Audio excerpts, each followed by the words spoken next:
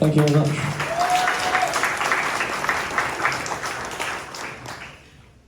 Yeah. Hello, NSLondon. How are we doing? Yeah, that was a great presentation, Freddie. I mean, I'll echo his thoughts. Like, I personally wish that I had the stones to do a live demo in front of 200 people. So, round of applause to you.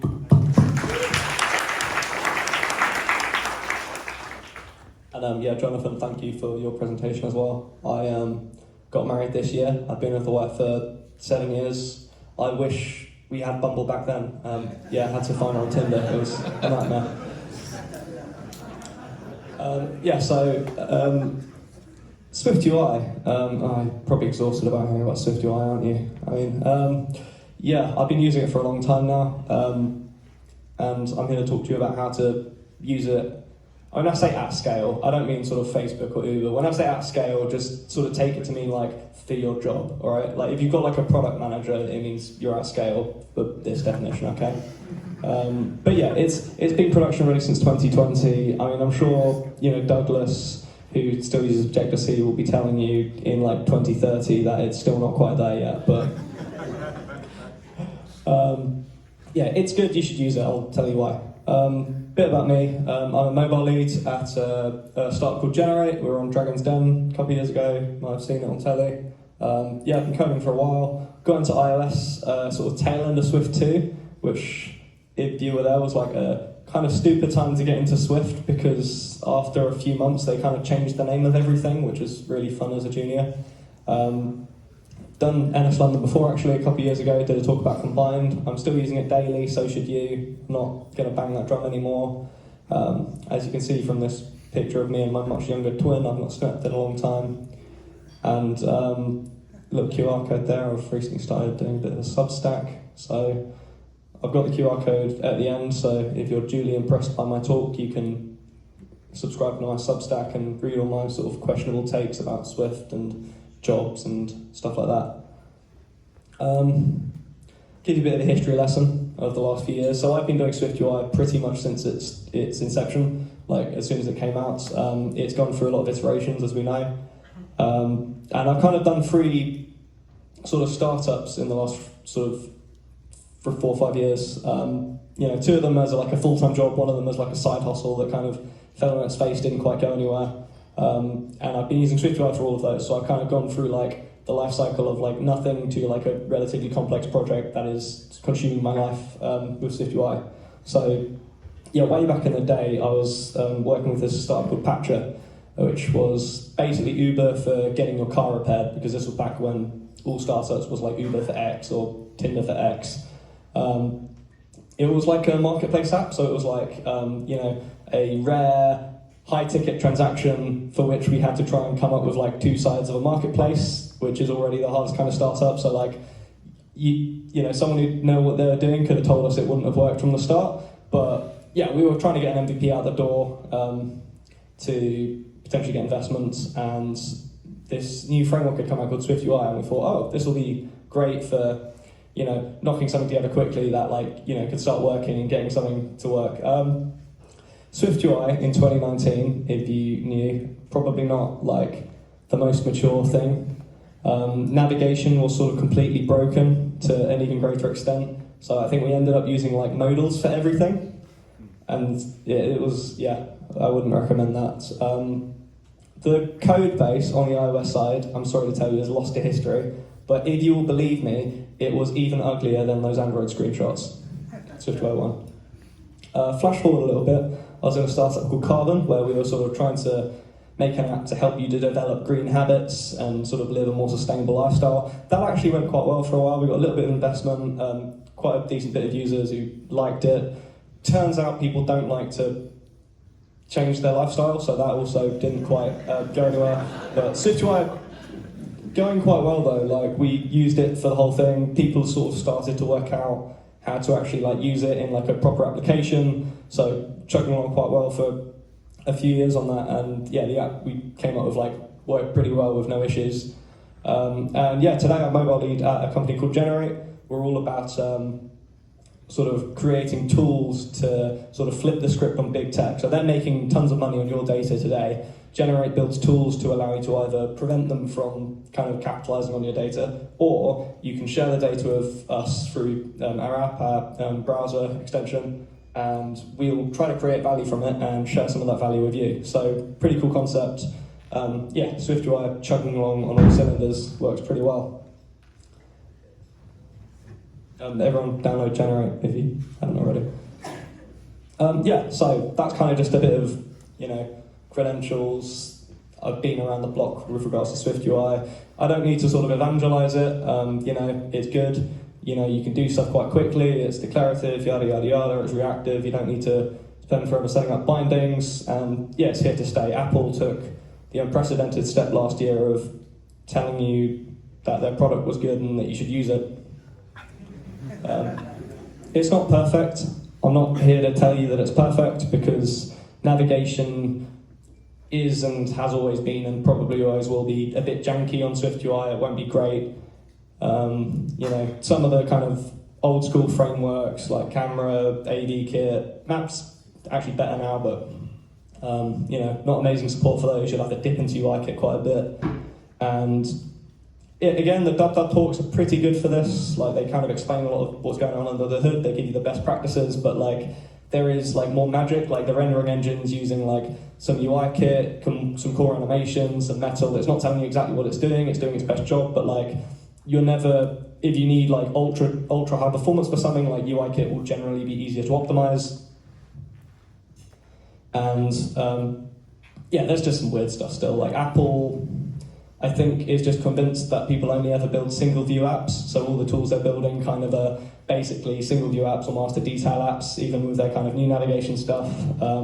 OS versions obviously a moving target, so to use the new stuff, which there's always new stuff because it's not mature yet, you're going to be having to put is available everywhere. And yeah, it's not necessarily going to work perfectly out of the box with a massive amount of UI kit code if you've got a 10-year-old app, for instance. But let's sort of focus in on sort of specifics. So navigation, this isn't controversial. It's probably the kind of primary blocker for adoption. Apple is working on tooling, as we saw iOS 16, the new navigation stuff, but they're still probably not the best. Apple doesn't actually make that many apps. They aren't going to give you naturally great options. Apple's only really been using Swift internally since they got ABI stability, so not even that long. So yeah, they're not really the ones to give us the best tools yet. SwiftUI in its current state, it doesn't naturally give great options for complex apps, which is kind of why it's a bit of a moving target. As an example, using booleans to show and hide screens just kind of becomes exhausting if you've got lots of screens in your app, kind of hard to reason about, and frankly, you shouldn't need to hold your entire app state in your brain while you're working on something. That's kind of an exhausting way to work, and as devs, we like to be lazy. But I'm here to tell you that it doesn't have to be this way. What if there was a way to get all the power of SwiftUI without necessarily needing to make sort of these kind of compromises around navigation, around sort of interop? What if there's a way to use the same paradigms as UIKit for navigation? Well, I'm here to explain kind of the way that I've been doing it for some years, and that works pretty well. I'll give you a few building blocks and then I'll kind of synthesize them all at the end and show you maybe some videos. You've probably heard of the coordinator pattern. You might also call it the router pattern, the navigator pattern. It's kind of just the paradigm for which you encapsulate your navigation logic, take it out of the view controllers, for instance, and the objects that manage the navigation state of your app. In classic UIKit world, you're going to use them to manage the transitions between view controllers. NVBM with coordinate. I don't want to get into whole architecture is better than this architecture thing, but it's a pretty popular way to build apps, is all I'm saying. Most of you probably heard of it. Cool. I'll give you super basics if you're not that familiar, but you'll pretty much have things called coordinators. There'll be a hierarchy of them. Often you'll have an app coordinator set up in your app delegate or scene delegate. It'll have some child coordinators that do your main flows, and then these can themselves have child coordinators to do other flows, for example. So yeah, kind of just hierarchy type thing, dead simple. I won't show you that much code, but yeah, basic coordinator is like, here's an object, and it's got like a function that lets me navigate to places, and the route is like, you know, an enum of the different screens, for example. Another building block that two more building blocks, and then I'll kind of bring it all together. So UI hosting controller. This has been out since the first version of SwiftUI.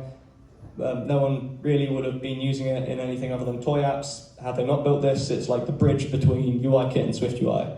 So a UI hosting controller is like a special view controller that hosts a UIKit context inside itself and basically wraps SwiftUI in a view controller. That's important later. Last building block before I start pulling stuff together. And yeah, again, you can call these what you want, but essentially just make some protocols that you know, abstract over your navigation. So you've got like a navigation context, which kind of is the protocol for your nav controller subclass. Each coordinator will have one or more of these for each of the flows, and it kind of holds the state of your navigation stack. So like, you know, a stack of view controllers is one of these.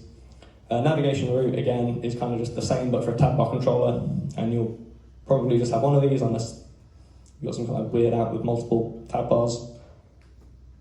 And yeah, again, this is kind of like how the hierarchy looks. This should not be a surprise to anyone. Yeah, so kind of quickly show you some code examples of the protocol. So navigation context, you're pretty much just re-implementing what you would be doing with like a navigation controller, except you've got like a generic view here instead of like a view controller. So you got, you're setting the initial view, you've got your push, your pop, you've got your present, you've got your dismiss, all standard stuff. And then, yeah, in terms of implementation, guys at the back probably can't see, but pretty much you're doing the same you would with a navigation controller, but you're wrapping it in a UI hosting controller. So you're just wrapping your view, chucking a UI hosting controller around it, and then you're sort of passing through your navigation hierarchy in the same way that you would with UIKit and like your normal coordinators. Yeah, navigation route, again, there's not really any SwiftUI here, it's just holding your navigation contexts in a tab bar controller. But this is good for the basics. This will sort of get you off the ground, and you can theoretically make like a pretty complex app doing this, but you know, you're still doing a bit of a half measure. You're still sort of not quite getting the best of both worlds at this point. You're still making compromises. So you'll probably want to end up subclassing your UI hosting controller at some point, so you can sort of get a bit more customization in there. So, for example, I mean, if you were on Stack Overflow in like 2019, 2020, the advice to doing anything that wasn't like, you know, making a basic list on SwiftUI was, oh yeah, use the, you know, global UI appearance APIs and like globally change like the divider of table views. And it's like, there was just lots of weird hacks that obviously we probably shouldn't be using. So when you're subclassing the UI hosting controller, you can do some of this UIKit customization stuff without like doing that globally. You've also got a few lifecycle customizations. So SwiftUI's obviously got like on appear, it's got tasks, it's got on disappear. Cool, but UIKit has much more powerful ones. Like, you know, you can preload stuff. You've got the sexy new viewers appearing hook. You've got like disappearing, will disappear, etc. Just lots more customization points for the things that you might want to do, which kind of can be used to allow different UIKit contexts to interact with each other, even if they're hosted in different like view hierarchies, basically. Yeah, I mean, this is just a really basic example of like a subclass of a hosting controller. It's just like a subclass of UI hosting controller. Yes, Oliver, we use subclasses still. He thinks we have to use protocols for everything. He's wrong. And yeah, just like, you know, passing into the initializer a few kind of lifecycle hooks like view did load, viewers appearing, etc. You can put whichever ones you need as you go. Let's bring it all together. So I talked about the coordinator pattern. So it abstracts your navigation logic from the app. I've talked about some protocols and subclasses to deal with your navigation in sort of a familiar UIKit imperative way. That's not a dirty word. And I've talked about how to subclass your UI hosting controller to deal with, you know, views and lifecycle events. Yeah, I'll kind of just show you like an example of a thing I worked on really recently that would be very difficult to build naturally in SwiftUI, but would also take a very long time to build in UI kit. Once I show you this code. Yeah, this is just a slightly more fleshed out example of just the navigate method that I showed you on the coordinator. So at the start, you can see like the first route will just set like a home view and initializing that. Your next route will push something. The next route will modally present something. And then this one is just like an SF Safari view controller, because with this pattern, everything interoperates in the same way that it would with UIKit. So you can use like, Safari view controller, you can like make AV view controllers, PhotoKit view controllers without any kind of messy interop at all, because it's all standard UIKit, which has worked for the last 15 years. Yeah, so let's like see a quick video in action. I'll just kind of go through the flow and like talk through all the things that are happening. So we've got like a modal presentation, we've got switching between two tabs, we've got a modal flow created by a child coordinator, just standard push navigation happening between each of these screens in the flow. Then at the end you've got a UIKit modal transition with like the new detents where it kind of goes halfway down and you can still interact with it as if it was a window. And then when it disappears, you'll see that little blur effect at the end at the parent view kind of disappeared as the presented view disappeared. So yeah, this is all stuff like if you were doing this in SwiftUI, you could build it all together and make it all work, but then kind of the entire state of the app is just there at once and it's a lot harder to reason about, and everyone kind of already knows how to do it this way. Yeah, so I'll kind of give you kind of some benefits, maybe some drawbacks, some alternative approaches if you like. So, like I said, this is kind of the way that I've been doing it for quite a few years. It's by far the most robust approach that I've experimented with. You've got kind of the reactive, simple implementation of SwiftUI, and then you've got all of the power, the robust navigation, the lifecycle management and hooks and stuff of UIKit. You've got perfect interoperability outside the box because everything is technically a UI view controller, and you barely need to think about state outside of the context of your own views, which is kind of the abstraction at which is easy to reason about. There are other ways to do it, of course. You could use just standard SwiftUI 2 with state-based navigation. It works fine. I personally find it exhausting. If you are that way inclined, Apple's got some new navigation stuff they did in iOS 16 that works pretty well for like stuff that isn't a massively complicated app, but is personally still like not quite fit for purpose for something that I'm doing for my entire job. And yeah, there's also the composable architecture that's made by this company called Point3. That's quite interesting, and it uses like a bit of a sort of reactive state management type paradigm to do it. I've heard very good things about it, but overall though, it's still a bit of a moving target. So like that works really well, and there's a lot of companies I know that are doing that quite well. But the state of the art is a moving target. The stuff that is state of the art today isn't necessarily what people are going to be doing in SwiftUI a couple of years in the future, because the framework isn't fully mature yet. So it's a lot more of a risk to kind of have a third-party framework implement an entire app in that, and then the state of the art suddenly changes in a couple of years, and you're replacing all your observable objects with macros, for instance.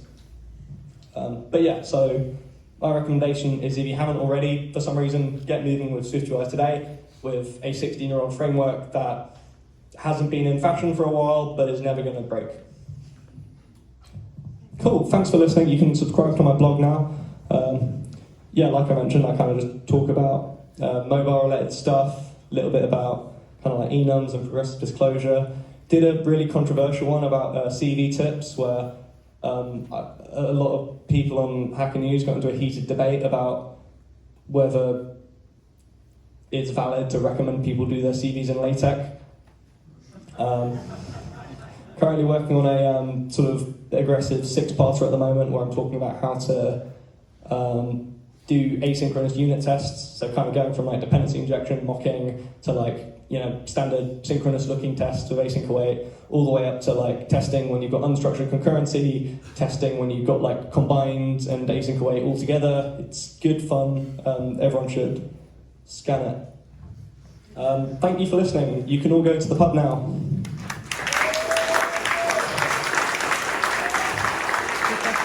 Sorry, there's two more talks. You can't go to the pub. I lied. Two questions, sorry. Sorry, I can take 2 questions. You don't have 2 questions. Right. Just shout out. What's your way to pass the complex data between the different coordinators? For example, you need to open for one screen, different tab, and different screen inside the tab. Yeah, good question. So, I'm not like Jesus. I'm not going to do this perfectly everywhere, but the way that I would probably recommend doing that is you would have some kind of factory method that has a repository that's a reference type, and the repository will be the thing that tells the things it depends on to fetch the data, and it stores the data, and then the repository, which is a reference type, is a source of truth. So your view models can both have a reference to this repository and therefore both access the data. Yeah, I just had a quick look at the blog post. Do you have an article about this talk on the blog? I have a draft. I've kind of been quite